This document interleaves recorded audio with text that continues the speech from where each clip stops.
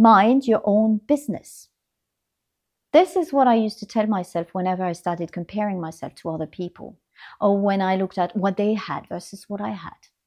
Anna, stop comparing yourself. I made comparison the enemy, something to fight off every time it showed up.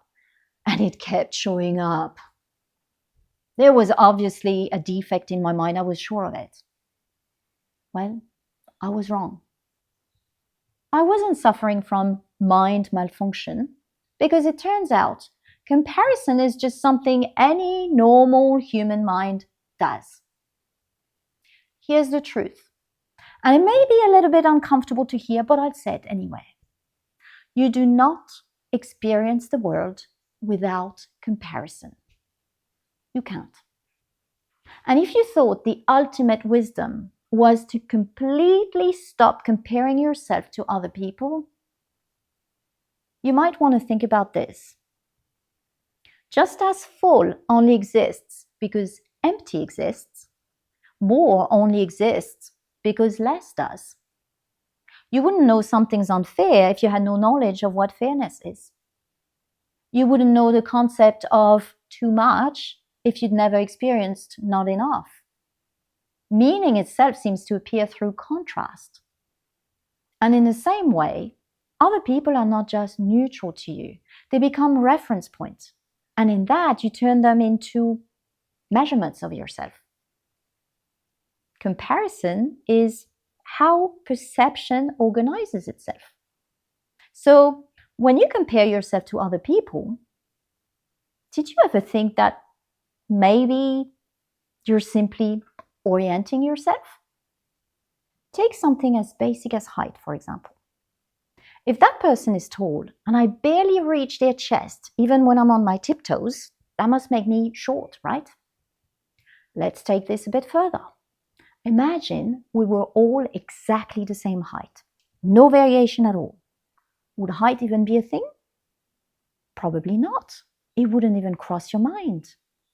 Unless one day you tried to reach an apple in a tree and couldn't quite get there. And so suddenly your height becomes relevant. It doesn't mean there is something wrong with you, but just that there is now a relationship between you and something you want. Before that moment, your height wasn't a problem. It simply wasn't a thing at all. So, are we doomed to constantly define ourselves through comparison? Not just physically, but also mentally? Because we can't not see what's around us. Other people, outcomes, standards, it's all there. And I don't think there's a clean way out of that. But I also don't believe we need one. Comparison is useful in more ways than you might think. It highlights what we notice, what we value, and often what we start wanting.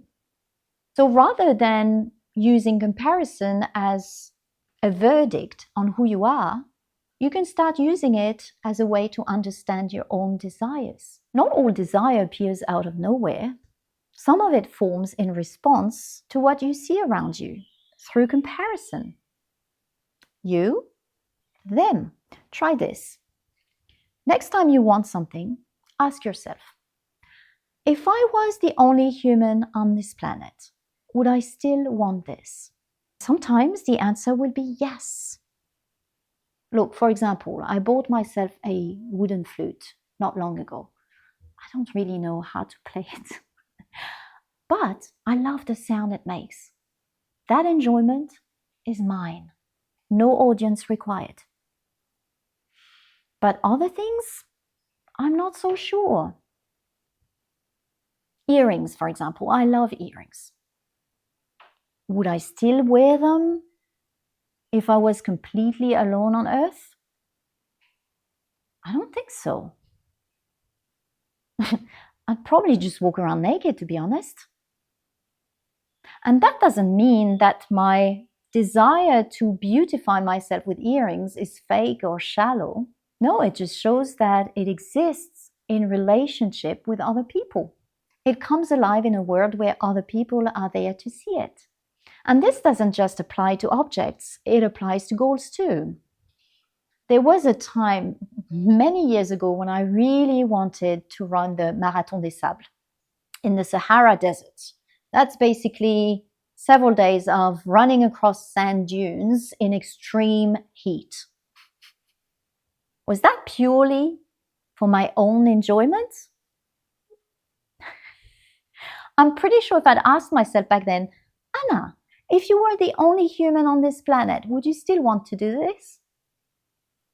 I don't think the answer would have been yes.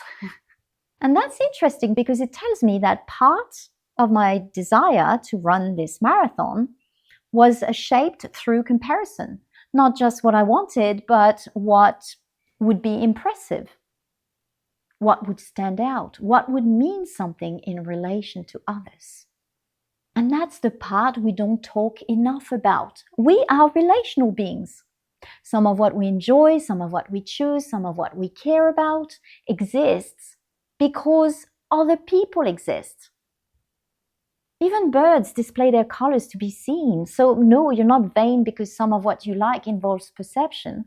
That's just part of being human. Humans compare themselves to other humans. So comparison is here to stay. But please hear this. It doesn't mean you have to suffer from it. And in fact, how you deal with comparison is quite useful for you to notice. Do you see it as information or as evidence that something is wrong with you? Because those two feel very different. When you see the comparison as evidence that something is wrong with you, your mind immediately starts moving, trying to fix things to make them right or better. You make it mean something about who you are. And suddenly you're not just noticing a difference. You're inside a story about yourself that feels heavy and personal. But when the same comparison is seen as information, there's space. And instead of collapsing into it, you can almost lean back and look at it. Interesting. There's no urgency to fix things. There's no immediate need to become someone else. No, it's just a piece of data about what's being noticed, what's being compared, what's being valued. Same situation, completely different experience. Let's say you're at a work event and someone at your table starts talking about politics. Very soon, every single person chimes in. The conversation flows, points of view are shared, ideas are exchanged, and you haven't said a word. You know nothing about politics. Everyone else at your table seems to be an expert. You suddenly feel very small and uncomfortable. And of course, straight away, your mind jumps in. They're all so educated and knowledgeable. Am I dumb? Do I even belong here? Maybe they made a mistake including me on the guest list. I was never the smartest kid in the room when I was younger. You're not in the moment anymore. You're somewhere else, scanning your personality, replaying past interactions, quietly trying to assess where you stand. That's what it looks like when comparison lands as evidence that something is wrong with you. Now take that same moment, but instead of following that spiral, you pause it just enough to notice what's happening. Interesting. That triggered something uncomfortable. Self-consciousness. And from there, if you wish, you can explore. You're still aware of the reaction, but you're not inside it in the same way. It doesn't tell you now need to go fix yourself or go and study politics. No, if you dig a bit deeper, it tells you something in you is attached to being seen a certain way. Maybe an old idea that you need to be a certain kind of person to be accepted. And maybe that made sense at some point when you were a child, when belonging felt conditional. But you're not that child anymore. So the question becomes, do I still need this pattern? Or can I let it be irrelevant? Do you see how observing the effect comparison has on you can help you know yourself better? Do you see how observing yourself in relation to other people can lead to a better relationship with yourself? Anyway, bottom line is, you compared yourself to other people yesterday, and you will still compare yourself to other people tomorrow. Turn it into self-judgment or into self-awareness. Up to you.